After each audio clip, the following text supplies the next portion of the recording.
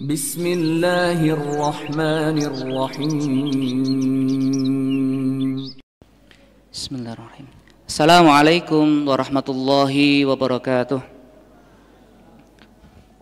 Alhamdulillahi rabbil alamin alladzi nahmaduhu wa nasta'inuhu wa nastaghfiruh wa na'udzu billahi min syururi anfusina wa sayyiati a'malina. May yahdihillahu fala mudilla lahu wa may yudlil fala hadiya lahu. Wa ashhadu an la ilaha illallah wahdahu la syarika lah wa ashhadu anna Muhammadan abduhu wa rasuluhu alladzi la rasula wa la nabiyya ba'dah.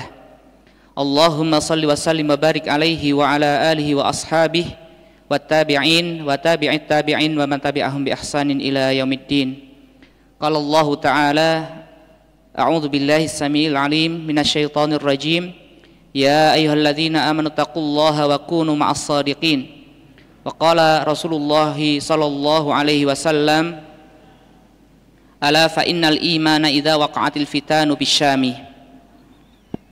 Ikhwati wa akhwati fillah rahimani rahimakumullah. Alhamdulillah, kita bersyukur kepada Allah di pagi hari ini dikumpulkan dalam keadaan yang baik, di tempat yang baik, dalam rangka sesuatu yang baik. Datangnya kita di kajian ini bukan semata-mata hanya ingin sekedar menambah wawasan atau menambah ilmu pengetahuan, tetapi insya Allah ada upaya yang lebih tinggi daripada itu semua, yaitu linusratil Islam wal muslimin, di dalam rangka menolong agama Allah dan menolong kaum muslimin. Salawat dan salam semoga Allah limpah curahkan kepada beliau, junjungan kita Rasulullah Muhammad sallallahu alaihi wasallam, kepada keluarga, sahabat dan para pengikutnya yang setia menjalankan sunnahnya hingga yaumul qiyamah. Dan kita berdoa, berupaya dapat mengikuti jejak beliau sallallahu alaihi wasallam sampai nanti Allah memanggil kita. Teman-teman yang dirahmati oleh Allah Ta'ala, di kesempatan hari ini saya diberikan kesempatan untuk berbicara tentang negeri Syam. Mungkin selama ini ada beberapa teman yang sudah mengikuti tentang saya, baik melalui akun-akun media sosial ataupun di beberapa video yang memang pernah di situ saya pernah berbicara tentang negeri Syam. Nah, di kesempatan hari ini kita akan kembali berbicara tentang negeri Syam, mungkin berbeda dari yang selama ini kita dengar. Kalau kita berbicara tentang negeri Syam, maka sesuatu yang paling menonjol dari negeri Syam itu yang kita dengar adalah Palestina. Mungkin karena apa? Palestina itu beritanya sangat masif dan sebuah berita yang disepakati oleh banyak orang, Palestina. Tetapi kalau kita berbicara tentang negeri Syam, ini bukan hanya berbicara tentang Palestina, tapi berbicara pada negeri yang lebih luas lagi daripada Palestina.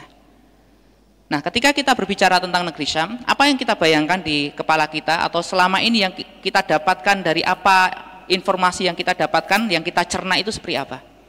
Maka ada beberapa kesimpulan yang saya perhatikan ketika orang-orang berbicara tentang negeri Syam, tentang Suriah, tentang Palestina,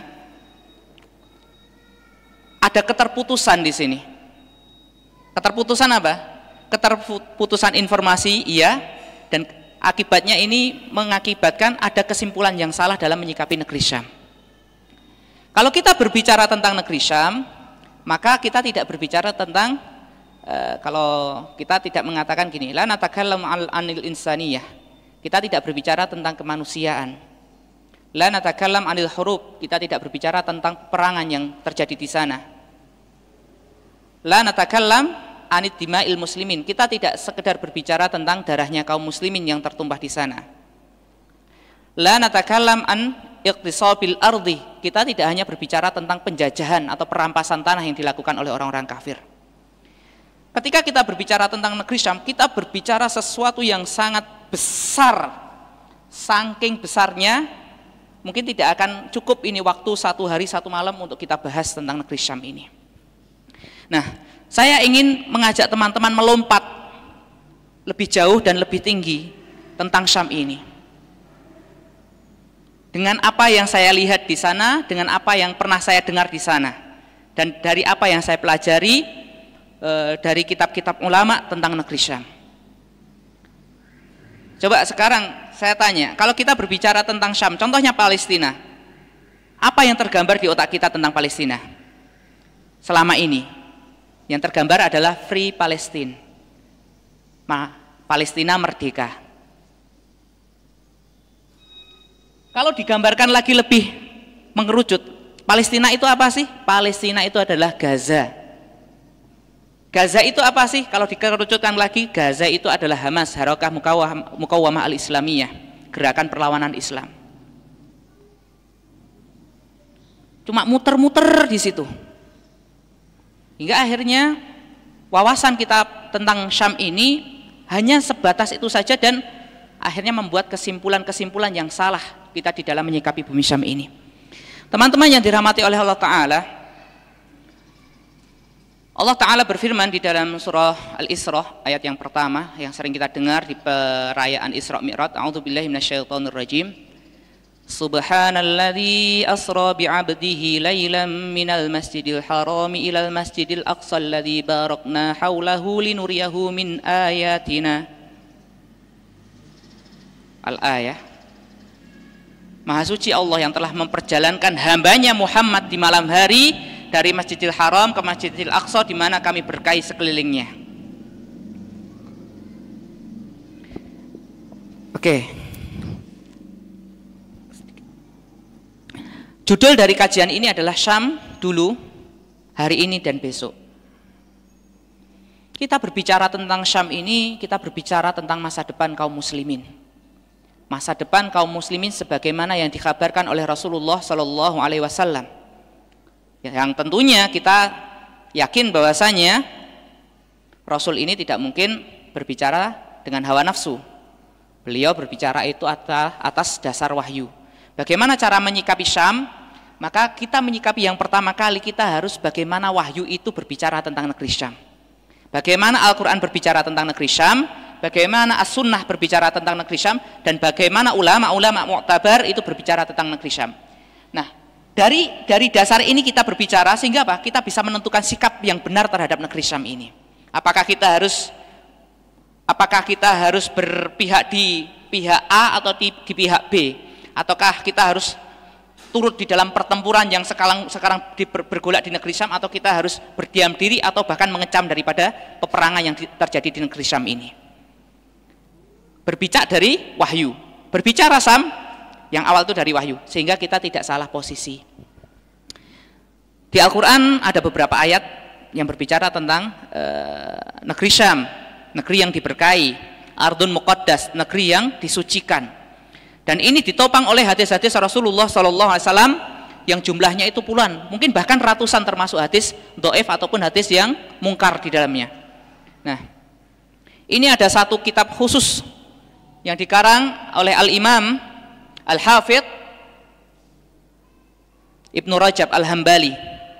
Beliau mengarang kitab khusus yang berjudul Himayatus Syam Al-Musamma Fadailus Syam, penjagaan terhadap negeri Syam, atau juga disebut keutamaan-keutamaan negeri Syam.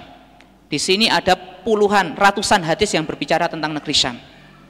Baik hadis yang berbicara tentang masa lalu ataupun berbicara di masa depan untuk negeri Syam ini.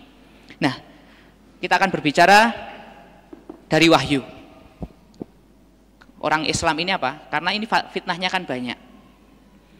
Fitnah ini banyak. Kalau kita makan berita dari berita-berita, kanal-kanal berita yang tidak jelas, kita akan dibuat bingung.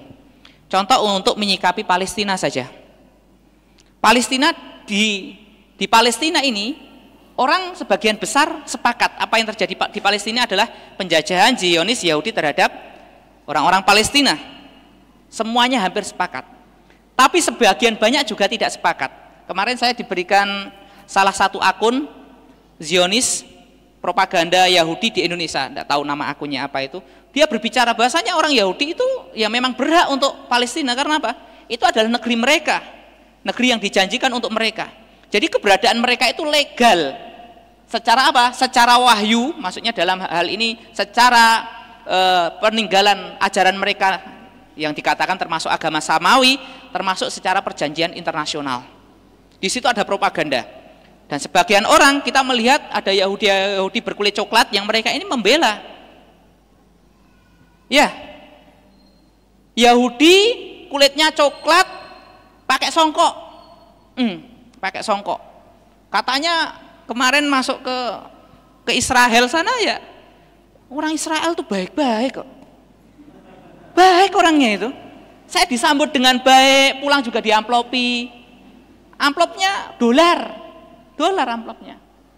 Jadi salah kalau sekarang itu ada propaganda mengatakan bahwasanya Zionis Yahudi adalah penjajah, itu salah.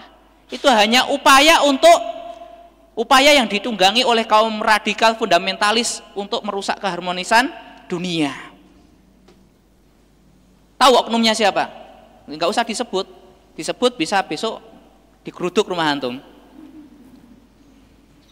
Ini padahal ini sesuatu yang mungkin kalau dalam hadis itu riwayatnya mutawatir, diriwayatkan oleh banyak orang, dan banyak orang ini tidak mungkin berdusta antara satu dengan yang lain. Semua orang juga tahu. Nah, ini ada orang Indonesia datang ke sana mengakui bahasanya Israel itu adalah baik. Padahal dia tidak tahu baiknya itu disambutnya baik. Nggak ngerti kalau statusnya itu nggak naik, nggak mungkin dia diakui menjadi Yahudi atau apapun namanya. Tetap statusnya itu adalah goyim. Goyim itu apa? Budak. Jadi Yahudi kulit hitam itu nggak diakui oleh mereka. Karena apa? Orang Yahudi adalah bangsa yang paling rasis di dunia. Itu kita bicara Palestinanya. Kalau sudah bicara tentang Suriahnya, yang sekarang juga sedang bergolak sampai sekarang, maka itu lebih tidak disepakati lagi. Karena banyak yang membela Bashar al-Assad ini, banyak yang membela. Jadi banyak orang yang terombang-ambing bagaimana ini menyikapi tentang contoh kasus Suriah ini. Apakah memang yang terjadi di sana adalah fitnah, ataukah benar yang jihad yang terjadi di sana itu hanya sekedar jihad fitnah? Yaitu bukan jihad sebenarnya. Yang ada adalah iktital bainal muslimin, itu hanya saling bunuh antara kaum muslimin karena sama-sama bertakbir. Atau semudah itu mereka mengambil kesimpulan. Tetapi kalau kita kembalikan kepada wahyu ini, insya Allah kita nggak akan bingung bersikap tentang Suriah ini, atau tentang Palestina, atau tentang bumi Syam secara umum. Teman-teman yang dirahmati oleh Allah Ta'ala,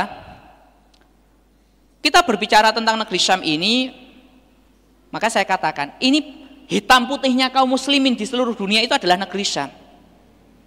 Maka alangkah mengherankannya kalau ada umat Islam ini dia nggak peduli dengan standar mereka. Standarnya baik buruknya umat Islam ini bukan Mekah Madinah, tapi negeri Syam.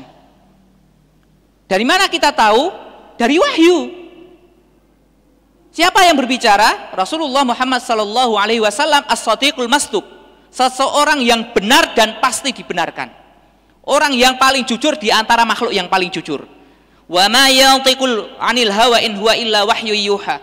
Dia yang tidak berbicara dengan hawa nafsunya, dan dia hanya berbicara dengan atas dasar wahyu. Apa yang beliau katakan? Beliau mengatakan, "Idza fasada ahlus syami fala khaira fikum." Ketika penduduk negeri Syam ini telah rusak, maka tidak ada kebaikan untuk kalian semuanya. Kalian siapa? Kalian kaum muslimin. Dan itu ditujukan khitabnya, pembicaraan itu waktu itu sama siapa? Sama sahabat. Kalau ini negeri Syam rusak, tidak ada kebaikan untuk kalian. Dan dijadikan contoh itu adalah sahabat khairul qurun, orang-orang yang menjadi generasi terbaik di masa lalu ataupun sampai sekarang, itu adalah generasi terbaik. Idza fasada ahlus syami fala khaira fikum. Jika penduduk negeri Syam ini rusak, maka tidak ada kebaikan untuk kalian. Kalau lihat Indonesia ini sebagai negeri kaum muslimin terbesar di dunia, kocar-kacir, tidak jelas warnanya, tidak jelas jeluntrungannya. Kenapa bisa seperti itu? Maka lihat mizannya itu di mana? Mizannya itu di negeri Syam sana. Negeri Syam sudah serusak itu, baik rusak karena peperangan ataupun rusak secara agama mereka. Negeri Syam ini kan termasuk Yordania, Libanon, Palestina, Suriah, Israel, gak usah disebut sebenarnya. Kalau ke Libanon, kemarin tim kita masuk ke Libanon, mereka ngeluh, "Duh cak, aduh Libanon ini mungkin kayak Eropa." Baliho itu buka semua dah.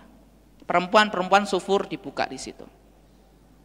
Mungkin bagi orang-orang yang di sini yang di masa lalunya ada sebagian di sini yang jadi penggemarnya siapa itu penyanyi Libanon, Nancy Ajram, yang ketawa mesti ini pernah lihat ini. Yang nggak ketawa, yang mukanya datar, insya Allah Anda selamat.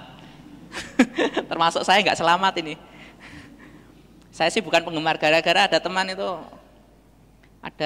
itu dulu belajar bahasa Arab, pengen belajar Amiyah itu, dengarnya Nancy Ajram. Dikira lagu Arab itu sholawatan, dinyanyikan ya. Padahal lagunya isinya nggak jauh lagu-lagu alainya orang Arab sana. Kacau rusak. Libanon, kocar kacir. Masuk Yordania, saya masuk ke Yordania. Di sana hampir 1 bulan. Gedek-gedek saya juga, ya Allah, Yordania. Itu republiknya namanya kerajaan Mamlakah Urduniyah, Hashimiyah, kan namanya Hashimiyah. Itu pimpinan Yordania ini kan keturunan Ahlul Bait dia tuh. Masih dzurriyyah, masih habaib. Masih habaib itu rajanya Yordania itu. Tapi lihat, istri sama anaknya ada yang pakai kerudung. Jangankan kok jilbab lebar, kerudung saja itu tidak ada. Yordan. Apalagi lihat, Libanon sudah nggak karu-karuan, Yordan juga nggak karuan, Israel ya jangan tanya, rusak semua lah di situ. Suriah nggak karu-karuan. Sekarang mungkin sebagian kita ini tersepona dengan kayak Palestina. Palestina masya Allah, di Gaza itu anak-anak menghafal Quran sekian ribu sekian ini. Yang sering kita dengarkan tentang Palestina, iya apa enggak? Di Gaza itu anak-anak penghafal Quran banyak. Mereka itu orangnya sabat teguh di dalam berjihad melawan Zionis.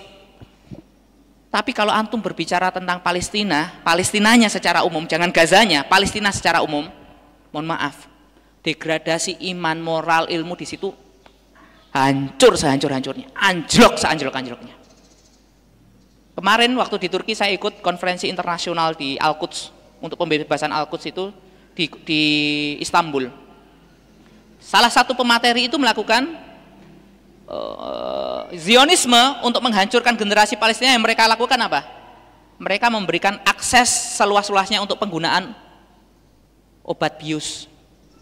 Di sekitaran Al-Quds itu, sekitaran Al-Quds itu pengguna yang terdata, pengguna obat bius itu 20.000. 20.000 itu pengguna nyimeng, pengguna cimeng di sana. Antum kalau lihat di Bethlehem dan seterusnya, antum lihat kehidupan di sana tidak mencerminkan kehidupan Islami.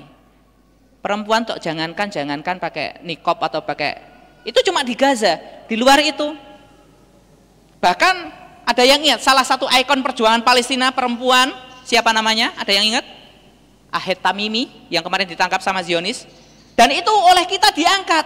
Wah, ini loh gadis Palestina, heroik. Kok bisa itu loh, anak-anak ngaji yang diangkat Ahed Tamimi. Ahed Tamimi sosialis orang kiri, dia itu nggak jelas agamanya, dijadikan simbol perlawanan untuk Palestina. Kan ini membuktikan kita ini jomplang, ini memahami perlawanan atau perjuangan bumi Syam ini betul-betul jomplang kita. Padahal Al-Quds, Masjidil Aqsa, ini pegang omongan saya. Wallahi tidak pernah akan dibebaskan selamanya,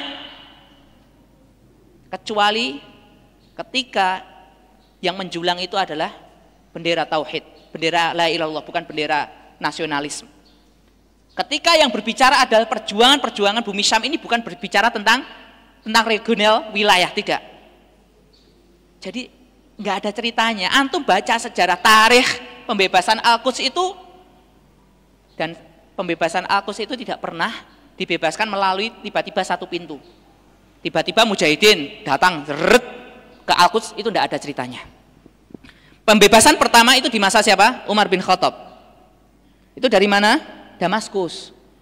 Damaskus dibebaskan, kemudian Al-Aqsa terbebaskan. Berikutnya di masanya Salahuddin Al-Ayyubi rahimahullah ta'ala, dibebaskan dari mana? Dari Mesir. Waktu itu apa yang dilakukan Salahuddin? Sebelum berbicara pembebasan Al-Aqsa, apa yang dilakukan? Dia habisi dulu orang-orang Fatimiyah itu, orang-orang Syiah Rafidhah. Diselesaikan orang Syiah Rafidhah, baru beliau buka gerbang Al-Quds. Kan ditanya Salahuddin, kok bisa kamu itu memerangi saudara seiman, sama-sama bersahadat, kok daripada memerangi orang-orang yang jelas-jelas penjajah, orang yang nyembah salib. Katanya Salahuddin, mana mungkin aku akan memerangi orang-orang salib sementara punggungku diincar oleh orang-orang Rafidhah. Selesaikan dulu orang Rafidhah, baru diselesaikan untuk orang-orang salib. Dan itu melalui pintu, ada pintunya, ada gerbang yang harus dibuka sebelum Al-Quds itu dibuka. Maka apalagi kalau cuma sekarang, ya kalau ini bukan nyinyir sih, apalagi sekarang kalau kita berbicara perjuangan Palestina, mohon maaf, berbicara tentang perjuangan Palestina, pembebasan Al-Aqsa, pembebasan Al-Quds, lewatnya apa? Mohon maaf, lewat nonton bioskop, lewat konser. Ini kira-kira jalannya ketemu apa anda ini? Gak bakal ketemu. Free Palestine, konser, yang ditanggap siapa? Perempuan. Terlepas dari khilafnya hukum musik, kalau sudah perempuan di tengah begini dia konser, maka saya kira itu ulama sudah ijma, nggak boleh. Kalau kamu mau menghalalkan musik, ini terlepas dari apapun. Bagaimana ceritanya bebaskan Al-Aqsa? Itu tidak ada ceritanya. Kalau untuk mengumpulkan massa, mengumpulkan dana is oke lah. Cuma kalau berbicara tentang kemenangan intisarul muslimin, kemenangannya kaum muslimin, nonsense. Itu tidak ada jalan, tidak ada hubungannya, tidak ada setrumnya itu, tidak ada setrumnya sama sekali. Oke, kembali kepada bagaimana wahyu itu menyikapi tentang bumi Syam. Rasulullah Shallallahu Alaihi Wasallam, beliau banyak di sini, nanti sebagian saya kutip. Beliau mengatakan di dalam hadisnya tadi, idza fasad al-syami fala khaira fikum. Bahkan di akhir zaman ketika terjadi tentang fitnah merajalela, tempatnya iman itu di negeri Syam, itu benar. Sebagaimana yang disabdakan oleh beliau sallallahu alaihi wasallam. Kenapa kita harus peduli terhadap negeri Syam ini? Punjering bumi, pusatnya buminya kaum muslim itu negeri Syam. Beliau mengatakan, ala fa innal imana idza waqa'atil fitanu bisyam. Ingatlah, sesungguhnya ketika terjadi fitan, jamak dari fitnah. Fitan itu adalah fitnah yang banyak sekali. Idza waqa'atil fitan ala fa innal imana idza waqa'atil fitanu bisyam. Ingatlah ketika terjadi fitnah merajalela, tempatnya iman itu di negeri Syam. Kalau Anda sudah merasa berada di masa fitnah, berada di gelombang fitnah sampai bingung menentukan mana yang hak, mana yang batil, mana yang terang, mana yang gelap, mana yang putih, mana yang hitam, maka kalau kamu ingin mencari bentuk prototipe iman paling tinggi, model iman paling tinggi, jangan toleh-toleh kamu. Maka lihatlah ke negeri Syam. Jangan lihat di Indonesia ini. Indonesia ini tidak disebut. Terus kalau ada orang mengatakan, mungkin sebagian sudah pernah mendengar, sesungguhnya kebangkitan kaum muslimin itu nanti akan berasal dari Indonesia. Pernah dengar kalimat ini? Berdasarkan dari hadis yang nggak tahu dia dapat tafsiran hadis ini dari mana. Hadisnya saya nggak tahu matanya nggak ngerti. Cuma secara garis besar begini. Nanti akan dibukakan kepada kalian Kanzul Ahmar wa Kanzul Abyad. Tuftah alaikum. Dibukakan untuk kalian Kanzul Ahmar wa Kanzul Abyad, perbendaharaan merah dan perbendaharaan putih. Nah, ini hadisnya seperti itu. Ini kalau nggak salah waktu di dalam sirah itu ketika perang Khandaq, perang Ahzab, Rasulullah memberikan kabar akan dibukakan untuk kalian Kanzul Ahmar wa Kanzul Abyad, perbendaharaan merah dan perbendaharaan putih. Ulama ini sudah memberikan tafsir. Kanzul Ahmar bermakna adzahab, yakni apa? Emas. Perbendaharaan merah itu maksudnya emas, yaitu sebuah negeri yang mereka itu sangat mengagungkan emas. Siapa itu? Rum atau Romawi. Ya. Yang kedua, Kanzul Abyad bimakna fiddatun. Kanzul Abyad ini adalah perak. Siapa yang biasa menggunakan perak? Ini adalah Farsi atau Persia. Dan di masanya Umar bin Khattab, Romawi ini ditaklukkan, Persia ditaklukkan. Jadi Kanzul Ahmar wa Kanzul Abyad ini sudah ditaklukkan di masa lalu, sudah lewat. Nah, hadis ini tiba-tiba tidak tahu sekarang kok ada lagi yang memaknai bahasanya Kanzul Ahmar wal Abyad itu adalah merah putih. Merah putih itu adalah Indonesia. Saya Indonesia, saya Pancasila, saya korupsi, Mbah. Wah, memang ini korupsi itu ijma 4 mazhab itu haram kecuali 1 imam itu saja memang. Ini bagaimana ceritanya? Hadis ini sekarang ditakwilnya itu menjadi Indonesia. Ulama mana yang mentakwil hadis sampai sedemikian rupa? Tidak ada. Hati-hati memahami nusus ini, kita harus hati-hati. Nas ini lewat sedikit, meleset sedikit, lama-lama agak-agak mirip nanti jadi kayak dukun juga nanti. Karena apa? Mentakyin sebuah hadis dengan hawa nafsu juga nanti itu. Indonesia itu akan menjadi, karena sesuai hadis, yaitu apa? Kanzul Ahmar wal Kanzul Abyad, yaitu perbendaharaan merah dan putih. Merah putih itu adalah Indonesia. Kenapa tidak Polandia sama Monaco sama merah putihnya? Atau Singapura yang benderanya juga merah putih? Nah, terus ada lagi yang mengatakan, kami sangat yakin bahwasanya, ada pernah mendengar ceritanya orang Palestina mengatakan bahwasanya yang akan membebaskan adalah orang Indonesia. Pernah dengar kata-kata ini? Saya itu bukan berarti minder, tidak. Wallahi bukan berarti minder, tidak. Masalah ini. Senang kita disebut Indonesia akan menjadi penakluk Palestina atau penakluk Al-Aqsa dan seterusnya. Tetapi itu nak ngomong keduren kalau saya mengatakan. Keduren. Karena apa? Anasirut tamkin wal intisar ini nggak tercapai di Indonesia ini. Faktor-faktor pendukung untuk mendukung kemenangan dan tamkin dan kejayaan untuk kaum muslimin atau sahwa islamiyah al-alamiyah, kebangkitan secara Islam ini Indonesia tidak mencukupi di situ. Jadi sama sekali nggak mencukupi. Contoh sekarang, apa sih indikasi umat Islam mungkin akan kembali kepada kejayaannya? Contoh gelombang hijrah. Percaya sama saya, gelombang hijrah yang saat ini itu masih jauh untuk mencukupi syarat tamkin daripada yang dijanjikan oleh Allah dan Rasulnya. Karena apa? Hijrah kita itu, gelombang hijrah ini adalah gelombang hijrah casing. Kita akui gelombang hijrahnya adalah gelombang hijrah casing. Wallahi anak sedang nangani anak-anak yang sedang senang dengan hijrah. Penampilannya hijrah total sampai puncak. Yang laki-laki total sampai puncak, dari atas sampai bawah sunnah semua. Yang perempuan dari atas sampai bawah itu sunnah semua. Begitu ditanya, udah ngaji berapa? Beberapa tahun. Oke. Saya tidak ingin merendahkan kalian semua. Saya hanya ingin tahu. Sebelum berbicara yang panjang lebar saya mengatakan, saya ingin tanya, ada yang tahu enggak bedanya syarat sama rukun sholat? Pelajaran saya kelas 4 SD. Puluhan anak itu toleh. Ada yang dari UIN, toleh. Nah, udah nggak usah berbicara tentang tamkin, kita bicara sholat lagi, saya bilang. Bedakan rukun sama syarat aja nggak paham.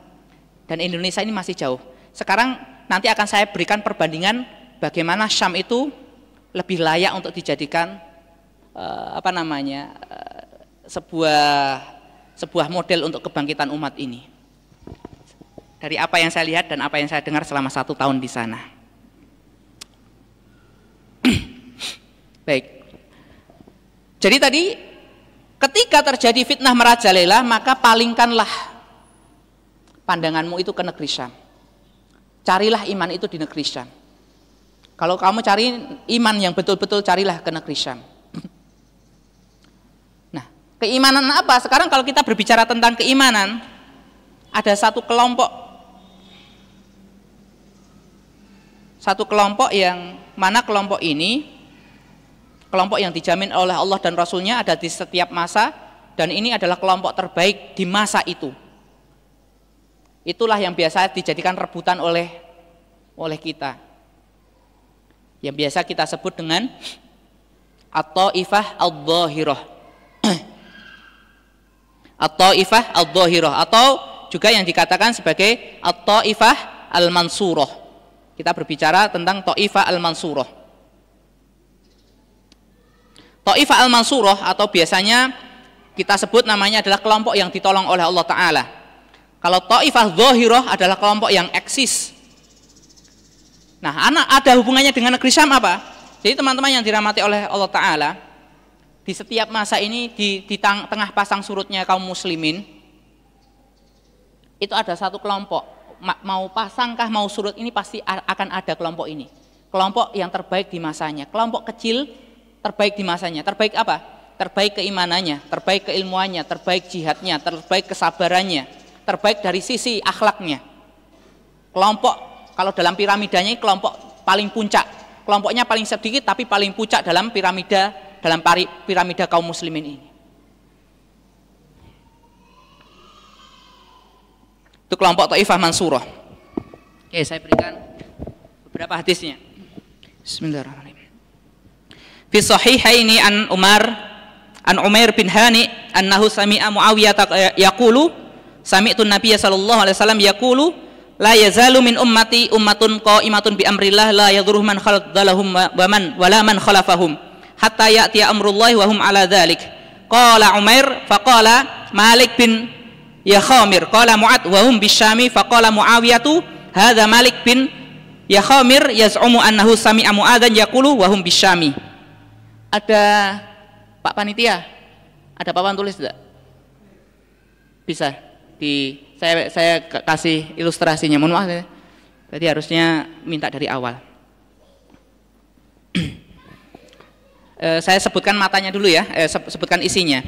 Di dalam Sahihain, yaitu di dalam riwayat Bukhari, Muslim, dari Umair bin Hani, bahasanya beliau mendengar Muawiyah radhiyallahu ta'ala anhu, beliau mengatakan, aku mendengar Nabi sallallahu alaihi wasallam beliau bersabda, akan senantiasa ada umat, segolongan dari umatku, qaimatun bi amrillah, akan senantiasa menegakkan urusan Allah, yang tidak akan memberikan bahaya kepada mereka, orang yang menggembosi mereka dan orang yang menyelisihi mereka, sampai datangnya urusan Allah dan mereka akan tetap keadaannya seperti itu. Berkata Umar, berkata Malik bin Yakhamir, berkata Mu'ad, mereka itu yang disebut dalam hadis di atas, wahum bisyami, mereka itu berada di negeri Syam. Dan ini adalah Malik bin Yakhamir yang menyangka bahasanya Mu'ad, beliau mengatakan wahum bisyami, mereka adalah di negeri Syam. Kelompok qaimatun bi amrillah, mereka yang menegakkan urusan Allah sampai datangnya hari kiamat. Di mana mereka? Bisyami, mereka tinggal di negeri Syam. Waruya Hamad bin Zaid anil Jurairi an Mutarrif an Imran bin Husain qala Rasulullah sallallahu alaihi wasallam la tazalu ta'ifatun min ummati yuqatiluna 'alal haqqi dhahirina 'ala man nawahum hatta yuqatila akhiruhum al-masih ad-dajjal. Diriwayatkan oleh Hamad bin Zaid dari Juraihi, dari Mutarrif, dari Imran bin Husain, beliau mengatakan Rasulullah sallallahu alaihi wasallam bersabda, akan senantiasa ada segolongan dari umatku yang akan terus berperang di atas kebenaran. Mereka eksis dengan jalan yang mereka tempuh sampai mereka memerangi, sampai yang terakhir dari mereka memerangi siapa itu? Al-Masih ad-Dajjal, akan memerangi yaitu Dajjal. Qala Mutarrif, maka Mutarrif berkata, fanadhartu fi hadhil isabah fawajadtuhum ahla Syami. Berkata Mutarrif, dari hadis ini maka aku memandang atau aku berpendapat bahasanya kelompok yang dikatakan oleh Rasul ini mereka itu berada di negeri Syam. Wa qad kharrajahu al-Imam Ahmad wa Abu Dawud biduni qauli Mutarrif, dan juga diriwayatkan oleh Imam Ahmad, Abu Dawud tanpa perkataan Mutarrif. Ini kelompok yang biasanya dibuat apa bahasanya? Klaim-klaiman, dibuat apa? Rebutan. Ada yang mengatakan Taifah Mansurah, ada yang mengatakan Taifah Qaimah, ada yang di sini Taifah Dhahirah. Ini kelompok yang dijamin terus keberadaannya oleh Allah Ta'ala, oleh Rasulnya. Beberapa ulama mengatakan, kalau Al-Imam Al-Bukhari mengatakan Taifah Mansurah itu siapa? Ahlul Hadis. Jadi yang disebut ini mereka yang mengikuti mazhabnya Ahlul Hadis atau jalannya Ahlul Hadis. Kalau Imam Nawawi lebih general lagi, siapapun bisa menjadi Taifah Mansurah. Bisa mujahid, bisa ulama, bisa penguasa yang adil, itu semuanya bisa masuk Taifah Mansurah. Tetapi yang menjadi titik poin kita di sini adalah keberadaan Taifah Mansurah yang dijamin oleh Allah Ta'ala berada di negeri Syam. Al-Imam An-Nawawi, beliau mensyarah dalam Taifah Mansurah ini apa? Ini bisa di negeri manapun asal memenuhi syarat-syarat Taifah Mansurah, mereka ini termasuk Taifah Mansurah. Tetapi yang menjadi fokus kita, bahwasanya keberadaan Taifah Mansurah itu harus ada atau tidak mungkin tidak, itu adalah di negeri Syam. Kalau di Indonesia ini bisa jadi ada, bisa jadi tidak. Tetapi di negeri Syam pasti ada. Di Malaysia contohnya negeri kaum muslimin, bisa jadi ada, bisa jadi tidak. Tetapi di negeri Syam pasti ada. Jadi kalau ingin melihat Taifah Mansurah, mencari-cari Taifah Mansurah ini, maka lihat bagaimana, apakah mereka itu memenuhi ciri-ciri daripada Taifah Mansurah itu. Kalau tidak memenuhi ciri-cirinya, walaupun dia ngaku ribuan kali ya, nggak usah dianggap gitu. Di situ. Yang pertama, la yazalu. Masih lama ya? La yazalu min ummati ummatun qaimatun. La yazalu, akan senantiasa ada. Ini kalau dalam bahasa Arab, la yazalu itu masuknya adalah af'alul istimrar yang memberikan faedah bahwasanya always, selalu ada, tidak mungkin terputus.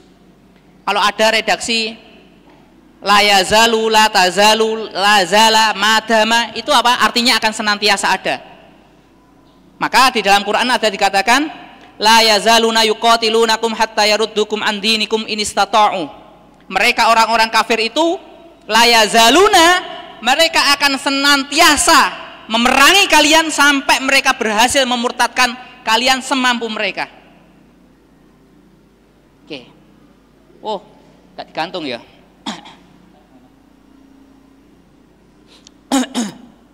Oke, siap. Dinaikkan.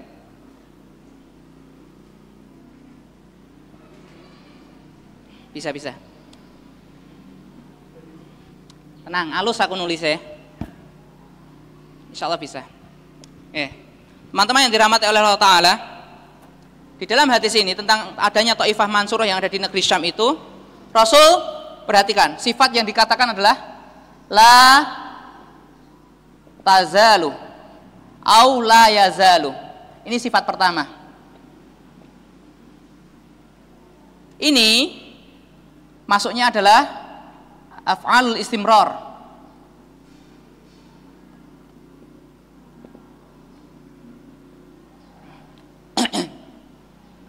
Keberadaan Taifah Mansurah ini akan senantiasa ada.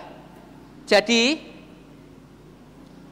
kalau ada yang mengatakan, ini perhatikan, ini termasuk untuk membungkam orang-orang yang mengatakan jihad di negeri Syam adalah fitnah, nggak ada jihad di sana. Apa mulutnya itu lebih pintar daripada Rasulullah SAW? Sempat ada yang tahu, ada ustadz yang mengatakan jihad di Syam itu jihad yang nggak syar'i, itu bukan jihad. Oh, lambemu, Rasul mengatakan la tazalu, la yazalu. Ini artinya apa? Senantiasa. Ini nggak akan putus, satu hari pun nggak akan putus. Pasti ada nih kelompok ini. La tazalu, la yazalu. Kemudian sifat berikutnya adalah qaimun. Mereka itu menegakkan agama Allah. Di situ ada namanya isobah, teman-teman yang dirahmati Allah Ta'ala. Isobah atau ta'ifah itu bukan berarti orang yang banyak, itu adalah kelompok yang kecil. Jadi sekelompok orang itu cukup. Mereka apa? Menegakkan urusan Allah. Mereka menjalankan syariat yang Allah berikan. Qaimatun ala amrillah. Mereka itu senantiasa menegakkan agama Allah sampai datangnya hari kiamat. Dan satu sifat lagi yang tadi di sini dikatakan apa? La tazalu ta'ifatun min ummati yuqatiluna 'alal haqqi. Ini sifatnya, perhatikan. Yuqatiluna 'alal haqqi.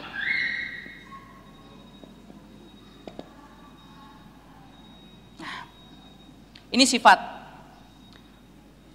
Kelompok yang dikatakan oleh Rasulullah SAW sebagai kelompok yang terbaik ini, yang berada di negeri Syam itu, sifat berikutnya apa? Yuqatiluna alal haqqi. Yuqatiluna itu berbeda dengan yujahiduna. Ini ya. Yuqatiluna itu bukan berjihad. Yuqatiluna itu berbeda dengan berjihad, maksudnya bukan berbeda. Yujahiduna, kalau mereka dikatakan mereka berjihad di jalan Allah, maka berjihad itu tidak harus dengan senjata. Bisa dengan dakwah, dengan ilmu, itu jihad. Berdakwah itu adalah jihad. Tetapi Rasul mengatakan di sini adalah yuqatiluna. So makna yuqatiluna ini nggak bisa ditakwil maknanya. Kalau jihad masih bisa ditakwil, masih bisa ditarik ke sana kemari, itu bisa. Perang itu termasuk jihad, dakwah itu termasuk jihad, menyebarkan ilmu termasuk jihad, menuntut ilmu termasuk jihad, dan seterusnya, itu termasuk jihad semuanya. Dengan term jihad yang dimaknai secara umum, itu semuanya masuk kepada jihad. Tetapi kalau Rasul mengatakan di kalimatnya yuqatiluna, ini hanya satu maknanya, nggak mungkin maknanya itu cuma satu. Perang. Jadi kelompok Taifah Mansurah yang di negeri Syam itu yuqatiluna apa? Hamlus silah. Mereka pasti akan menghunuskan senjata. Mereka pasti sifatnya itu apa? Nyata, menghunuskan senjata. Yuqatiluna ala haqqi. Mereka akan terus berperang di atas kebenaran. Maknanya apa? Bagaimana mungkin? Ini Rasul sudah mengatakan mereka akan senantiasa ada dan mereka akan terus berperang di jalan Allah. Berperang itu maknanya apa? Berjihad dengan apa? Dengan senjata. Bisilah dengan senjata. Kalau dulu bisuyuh, birrimah ya, dengan pedang, dengan tombak, dengan panah. Kalau sekarang ya bil musaddas, bil barudah, dengan AK, dengan RPG, dengan tank, dengan soruh, dengan roket dan seterusnya. Tetapi maknanya apa? Mereka berperang di jalan Allah. Dan ini telah menghantam orang-orang yang mengatakan bahasanya di Syam itu perangnya nggak syar'i. Itu jihadnya Hamas, bukan jihad yang syar'i. Jihad yang ada di negeri Suriah itu bukan jihad yang syar'i. Terus hadis ini mau kamu lempar kemana ini? Sementara kamu duduk tongkrongan di ruangan ber-AC, nggak jelas hidupnya, tiba-tiba menghukumi mujahidin seperti itu. Ya, terus ini hadisnya Rasul mau kamu buang di mana? Dan itu dikatakan di situ, wahum Bisyam, mereka itu adalah penduduk yang berada di negeri Syam. Nah, tenang, saya tidak akan mengajak ini bukan masalah radikal dan tidak radikal. Ini kita berbicara tentang wahyu. Maka kita akan bisa memposisikan kaki kita. Karena apa? Ketika sudah terjadi pertempuran antara Islam dengan orang kafir,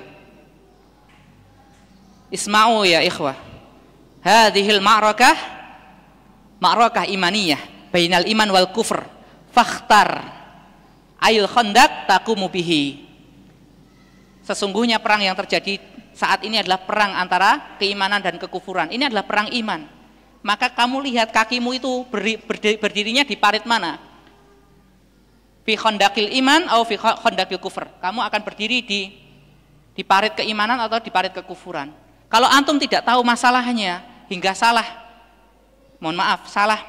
meletakkan kaki, itu kan berat konsekuensinya di hadapan Allah. Munafik, walaknya dengan orang kafir.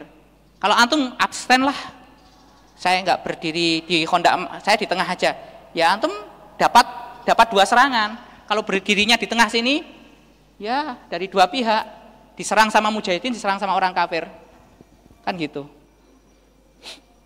Jadi parit keabu-abuan atau parit nifak, parit kemunafikan. Ini untuk mendudukkan teman-teman masalah kenapa sih di Syam itu terjadi perang sampai seperti itu. Perhatikan ini karena hadisnya Rasul mengatakan akan senantiasa ada segolongan dari umatku yang akan terus berperang di jalan Allah. Terus tafsirnya mereka sekelompok ini siapa? Wahum Bisyam, mereka itulah penduduk negeri Syam. Ini terlepas dari peperangan yang saat ini, kita akan menuju kepada pertempuran yang luar biasa yang lebih besar daripada apa yang saat ini kita bayangkan.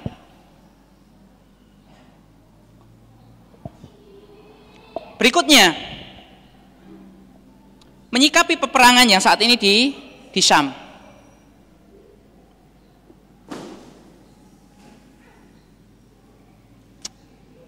Maka saya Saya di sini kita berbicara tentang negeri Syam ini jauh dari berbicara dari tentang negeri Syam ini bukan hanya berbicara tentang kemanusiaan. Wah, kalau saya di sini cuma berbicara tentang kemanusiaan, Cak, Dek Suriah itu gimana sih keadaannya? Saya hanya berbicara, wah di pengungsian itu kasihan, anak-anak mereka kelaparan, begini dan begitu. Nah, mending saya nggak ngasih omongan ini di masjid, mending saya di gereja saja, ngomongi orang-orang sesama manusia, sebagai sama manusia, mari kita bantu saudara kita yang di sana, toh sama-sama manusia. Sampean tidak harus menjadi seorang muslim untuk peduli terhadap Palestina, peduli terhadap Suriah, peduli terhadap Yaman. Kalau cuma omongan itu ya mending saya nggak ngomong di masjid, ngomong di gereja, itu lebih tepat. Karena apa? Term, istilah insaniah itu nggak dikenal di kita itu. Kita ini digobloki dalam urusan apa? Dibodohi dalam urusan insaniah. Kita sering berbicara Palestina apa sih yang diomongkan? Yaitu apa? Insaniah. Ini term dari mana ini insaniah ini? Kita berbicara tentang ini. Bicara Palestina, insaniah sesama manusia. Bicara Suriah, insaniah sesama manusia. Bicara Rohingya, insaniah sesama manusia. Ini term ini antum cari, nggak ada. Sesama Muslim itu bukan insaniah, ukhuwah. Kita sudah punya istilah yang lebih tinggi daripada insaniah. Insaniah itu kalau ada tetangga kita non muslim atau orang kafir, orangnya lagi susah kita bantu, orangnya sakit kita jenguk, itu insaniah, cocok sama manusia. Tapi kalau sudah saya berbicara sama-sama muslim, kok tegel men kalau saya bisa mengatakan ini adalah insaniah. Enggak, ini bukan insaniah. Kalau kita berbicara tentang Syam, hadza laisa anil insaniyah faqat. Ini kita bukan berbicara tentang insaniah saja, bukan berbicara tentang kemanusiaan.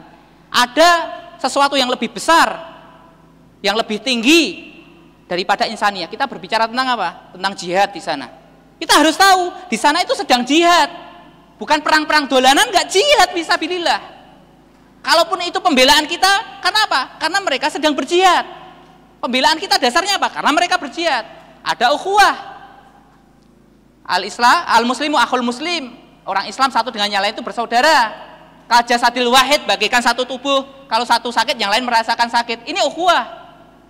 Kalau berbicara tentang Palestina, tentang Suriah, kita berbicara tentang ikatan akidah yang paling kuat. Siapa itu? Apa itu? Al-wala wal bara. Bagaimana kita itu loyalitas terhadap kaum muslimin ahlu sunnah di sana, dan kita memusuhi orang Yahudi dan orang Rafidhah beserta sekutunya. Itu kan ikatan iman. Kalau kita cuma berbicara insaniah saja, tahu insaniah ini siapa sih? Sesama manusia kita itu, walaupun beda agamanya kita sama manusia. Ini racun. Ajarannya teosofi kalau nggak salah ini. Oke.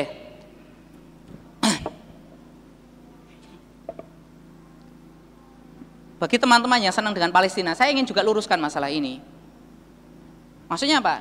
Kita membantu itu dengan dasar yang benar. Kita tolong mereka dengan dasar yang benar. Bukan semata-mata karena ini dan itu. Dan kita memahami konflik di sana, bagaimana sejarah memenangkan di sana itu. Sehingga kita akan menempuh jalan itu, jangan menempuh jalan yang lain. Kalau dulu ditempuh dengan ilmu, dakwah, dan jihad, maka itu kita tempuh. Kalau memang dulu Palestina bisa ditempuh dengan nabuh gong sama rebana, bisa seperti itu Palestina merdeka, ya kita langsung main gamelan bareng-bareng di sini. Kalau memang itu bisa dilakukan. Kan gitu. Jadi sejarah ini berulang, cuma pelakunya beda, tetapi caranya akan sama, thariqahnya itu akan sama. Pembebasan Syam itu thariqahnya sama. Nah, negeri Syam ini teman-teman yang dirahmati oleh Allah Ta'ala, kenapa iman ada di negeri Syam? Iman itu ada di negeri Syam, bukan di tempat yang lain.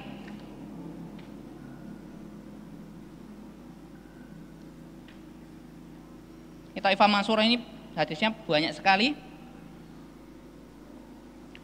Beliau juga langsung saya baca matanya saja.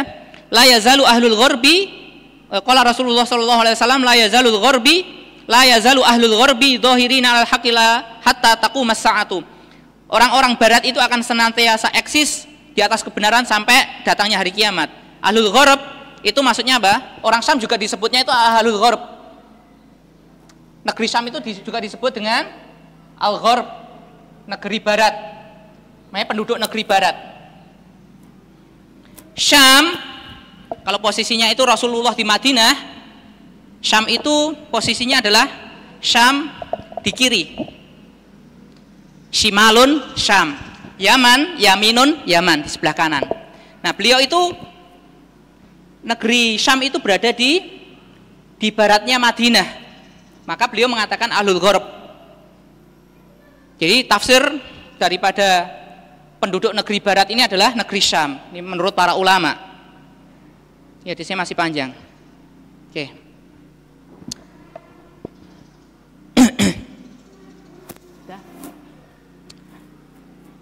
Dulu negeri Syam ini teman-teman yang dirahmati oleh Allah Ta'ala, ekspansi itu kan dulu pas menang-menangnya itu kan di masanya Umar bin Khattab radhiyallahu ta'ala anhu, melawan Romawi, melawan Persia, mengirim pada pasukannya di perang-perang yang besar itu. Antum baca sejarah penaklukan itu sangat masif di masanya Umar bin Khattab radhiyallahu ta'ala anhu.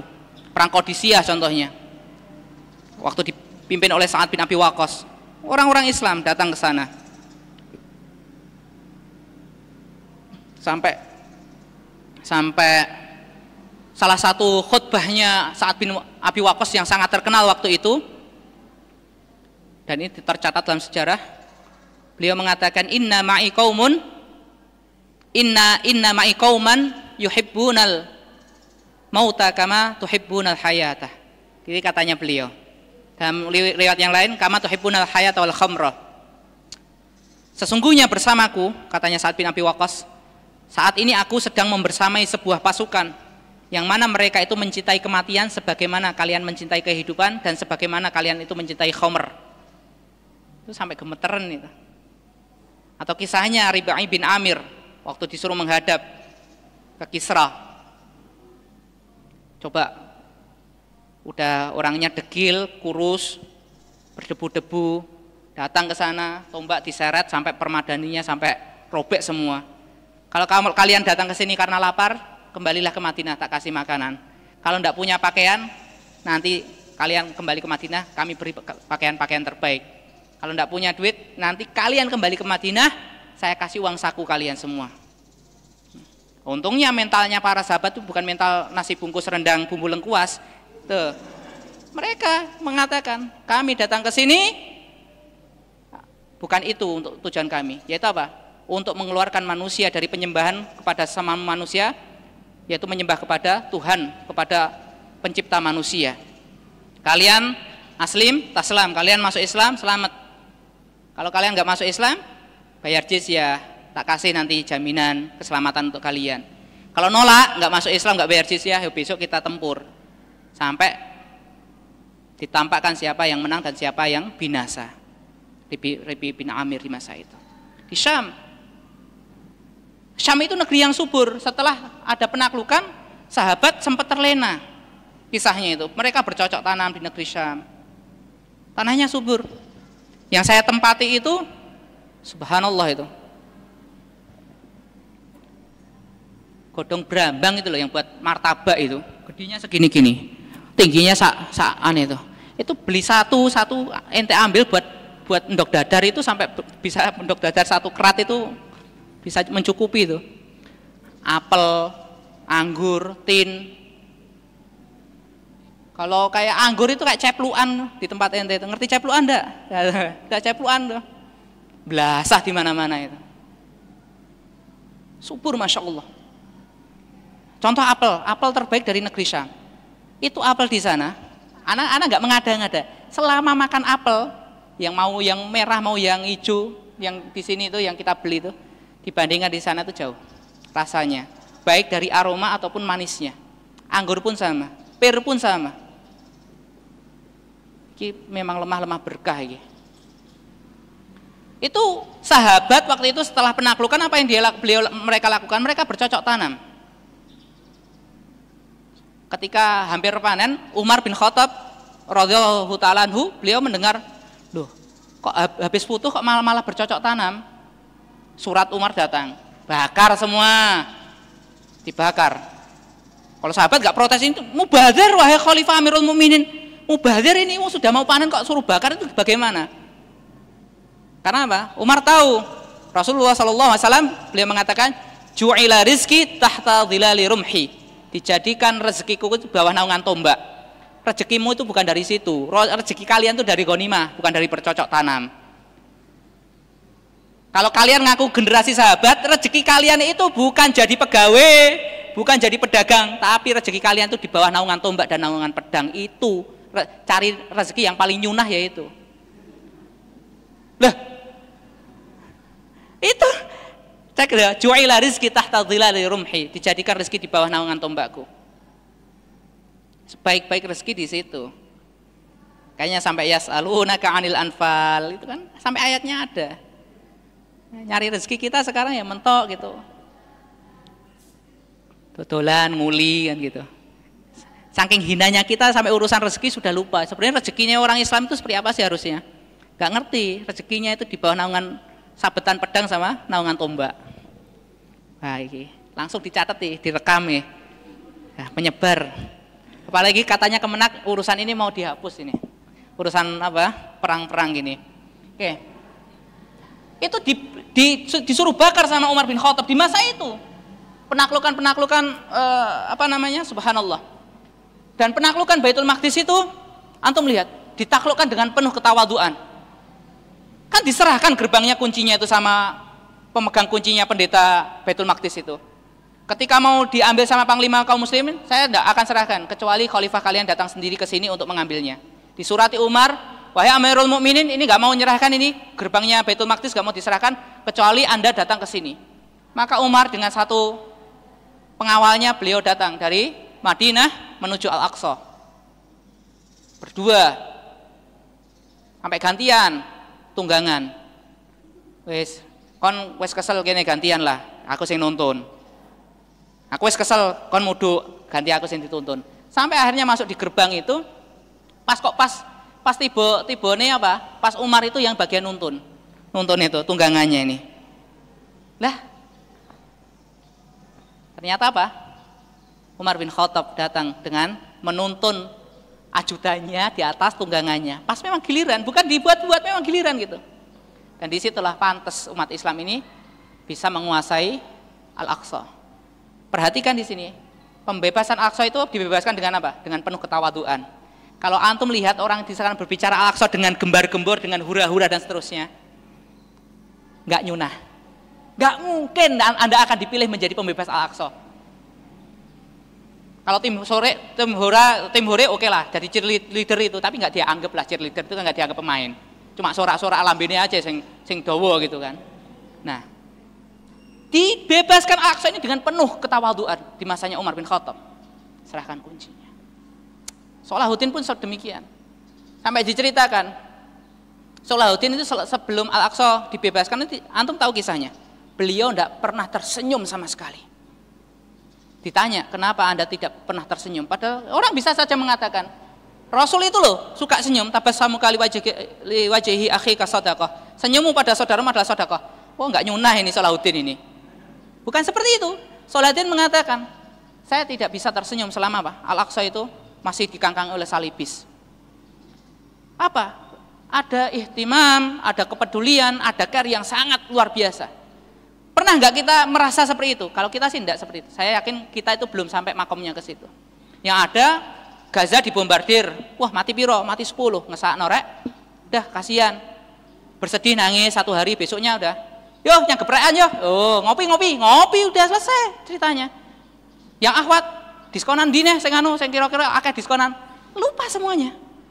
Ihtimam itu hampir-hampir enggak ada di kita itu. Kemarin terakhir contoh di Al-Quds itu, di Koldanaya itu ya, di checkpointnya Yahudi, antum lihat sudah sampai akunku di banned karo Facebook itu, ditembak di depan mata itu, yang muslimah itu, des, sampai mati di tempat itu. Nggak ada apapun, apa yang terjadi? Bas, kalam, cuma ungkapan apa, kecaman sama omongan-omongan saja, nggak ada apapun. Kita cuma bisa apa? Ahli kecam, nggak bisa melakukan apapun. Ini pada orang sudah jelas dibunuh, sudah jelas ini darah ditumpahkan, kitanya, ya Allah mesakno. Itu cuma hari itu saja mesakno. Setelah itu sudah ditumpuk dengan yang lain, sudah selesai kita. Betapa ini umat Islam ini sakitnya itu betul-betul sakit. Ini urusan kaum muslimin sakit. Bukan berarti meremehkan, tidak. Yang penting kan peduli. Iya, yang penting peduli. Cuma tidak seperti ini yang dituntut, itu nggak seperti ini. Kalau di masanya Mu'tasim kok jangankan kok sampai muslimah itu ditumpahkan darahnya. Disobek jilbabnya itu 100.000 pasukan di komando. 100.000 pasukan komando, gempur. Hanya apa? Urusannya jilbab diremehkan. Nah saiki subhanallah, jilbab di negeri kaum muslimin terbesar di dunia ini saja masih ada beritanya. Jilbab dilarang. Ini zamannya Mu'tasim wis entek guru-guru itu. Gak boleh pakai jilbab. Di Bali itu kan siswi muslimah dilarang berjilbab. Oh, masanya Mu'tasim sudah rata itu Bali itu harusnya. Tapi di zaman kita tidak ada Mu'tasim. Bisa ngecam itu juga alhamdulillah gitu. Itu ngecam saja udah alhamdulillah. Kenapa? Ada ya salahmu, wong di mana bumi dipijak di situ langit dijunjung. Loh kok neng Bali kok? Ya memang Bali punyanya orang Hindu, ngapain juga berjilbab? Ya sing salah kon niku. Wong jelas-jelas itu tempatnya orang Hindu malah kamu jilbaban. Tetap salah akhirnya. Saya ngomong sapa? Ngaku Islam. Menjaluk ditawur kan? Aku wis panas sih jaket.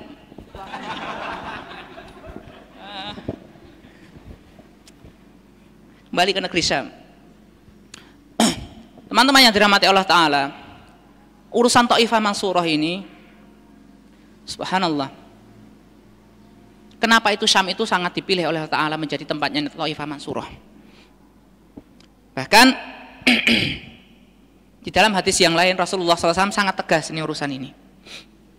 Bagaimana kamu itu harus betul-betul datang ke negeri Syam itu beliau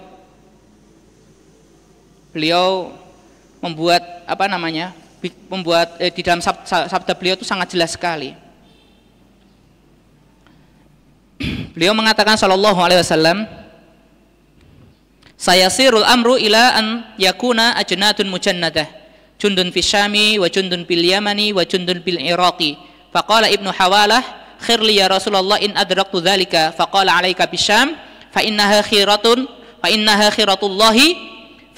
khiratullahi min ardihi yajtabi ilaiha khiratahu min ibadihi fa amma in abaitum fa alaikum biyamanikum wasku min gudurikum fa inna Allah tawakkala wa fi riwayatin takaffala li bisyami wa ahli. Beliau mengatakan sallallahu alaihi wasallam, ini perhatikan kenapa di Syam sampai sekarang terjadi peperangan agar kita enggak kaget. Ngopo sih wong Islam kok perang? Katanya Syam itu negeri diberkahi, negerinya para nabi, kok perang itu? Jangan-jangan hadisnya dhaif, palsu. Bukan seperti itu. Beliau sallallahu alaihi wasallam mengatakan, yasirul amr, agama ini ila an yakuna ajnatan mujannadah, agama ini akan membentuk pasukan yang berkumpul atau pasukan yang berlapis. Pasukan itu ada di mana? Jundun fis Syami, yaitu pasukan yang ada di negeri Syam, wa jundun bil Yamani dan pasukan yang ada di Yaman, wa jundun bil Iraqi dan ada pasukan yang ada di Irak. Indonesia di ora ono. Kalau ada tambahan wa jundun fi Indonesia, bisa dipastikan itu hadis palsu, bahkan riwayatnya enggak jelas. Faqala Ibnu Hawalah, berkata Ibnu Hawalah, khirli ya Rasulullah in adraktu dzalik. Pilihkan untuk wahai Rasul ketika aku mendapati di masa itu.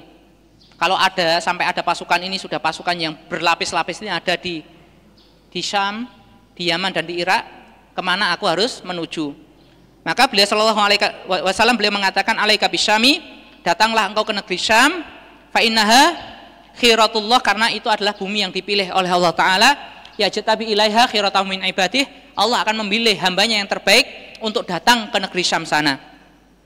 Kalau kamu enggak mau ke negeri Syam, kalau kamu enggan ke negeri Syam, maka datanglah engkau ke Yaman dan minumlah dari mata airnya.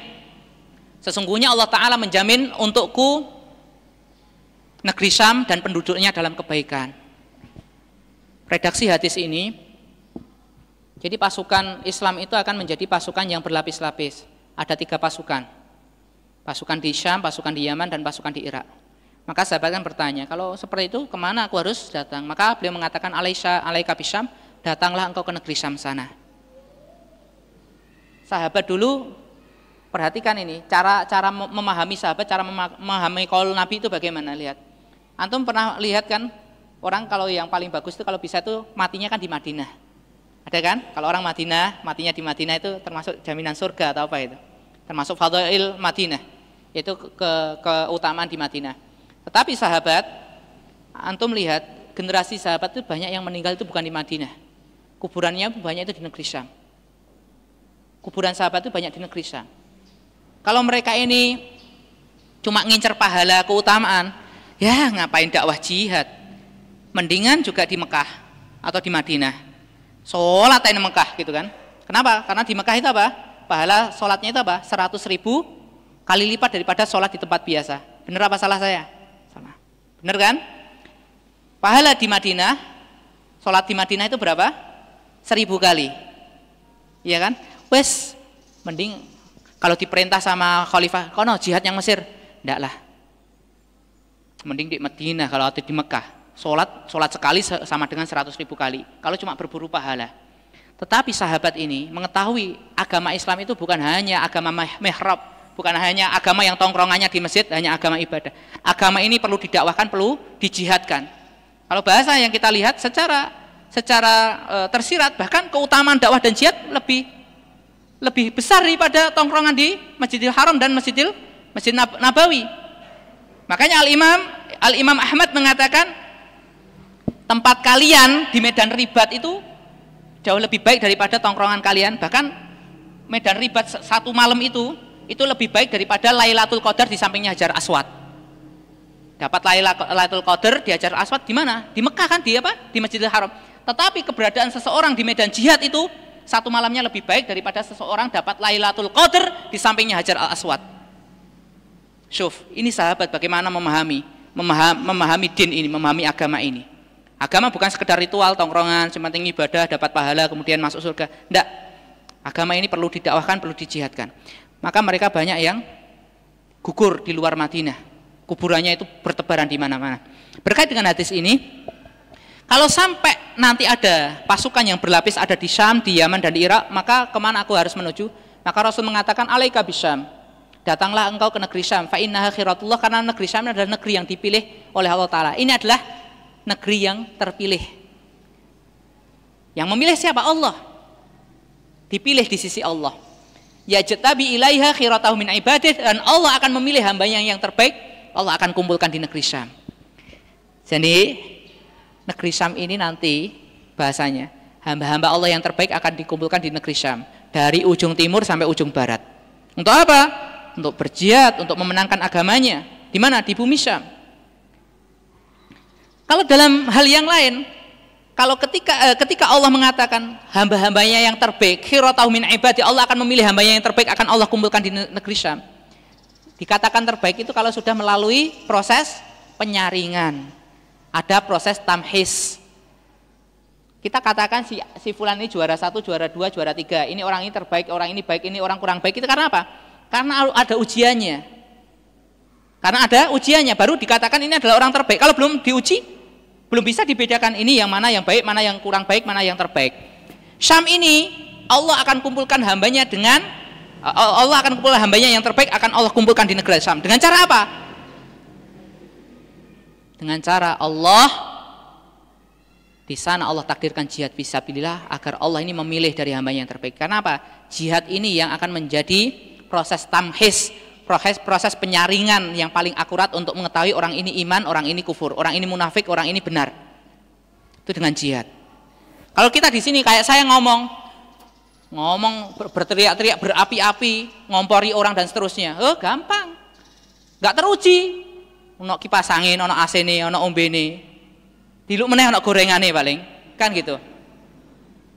Tapi ini kan cuma omongan. Tapi kalau kamu sudah diuji di medan jihad, maka Mujahidin mengatakan, coba kamu itu ajak orang-orang yang mulutnya itu lancang terhadap para pejuang, ajak satu hari aja tongkrongan di tempat kita, dia bisa kuat satu hari saja, insya Allah dia tobat dari omongannya itu.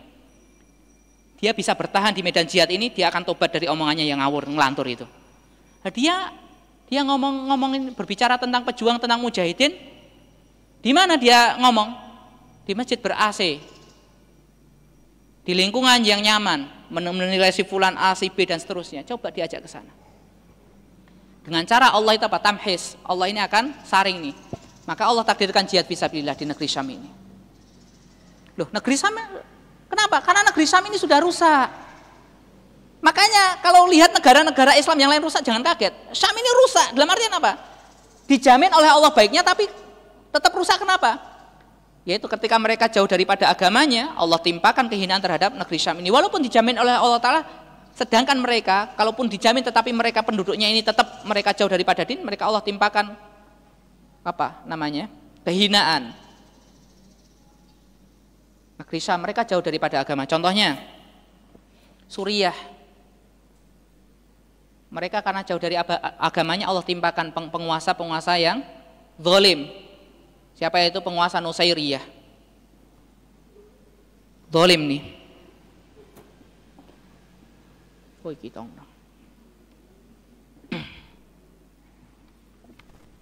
suaranya.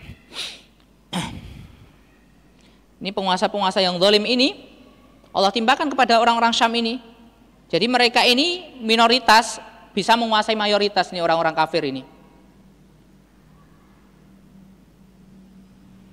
Sekarang kayak di Suriah, siapa yang berkuasa sekarang? Nusairiyah, Alawiyah. Siapa mereka? Mereka adalah pengikut Syiah sempalan yang paling ekstrim, paling gulu di antara Syiah yang lain, sampai nggak diakui Syiah oleh galangan Syiah Iran. Syiah Iran, Syiah Rafidhah, Syiah Imamiyah, Syiah 12 imam itu mereka sesat. Mereka kufur. Tapi Syiahnya yang Suriah ini lebih kufur daripada Syiahnya Iran. Udah kelas dewa, nggak tertolong lagi kekufurannya ini orang-orang Syiah di mana? Di Suriah ini. Mereka apa? Golongan ekstrim.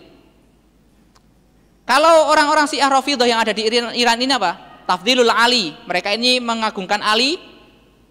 Kalau Syiah yang di Iran ini apa? Yang di Suriah ini mereka sudah menuhankan Ali. Sampai syahadatnya asyhadu alla ilaha illallah wa asyhadu anna Muhammadar, bukan syahadatnya. Wa asyhadu alla ilaha illallah wa asyhadu anna Muhammadar Rasulullah. La ilaha illa Ali, tidak ada Tuhan kecuali Ali. Sampai seperti itu. Sampai mengatakan la ilaha illa Ali, tidak ada Tuhan kecuali Ali. Sudah kufur. Jumlahnya itu kurang dari 5%, tapi bisa menguasai orang-orang Sunni. Karena orang Sunninya mulai jauh daripada agama, Allah timpakan kehinaan dengan dikuasai oleh orang-orang kafir yang jumlahnya lebih sedikit. Tetapi karena Allah menjamin ini Syam ini, menjamin apa namanya kebaikannya, Allah punya cara untuk membersihkan negeri Syam. Dengan cara apa?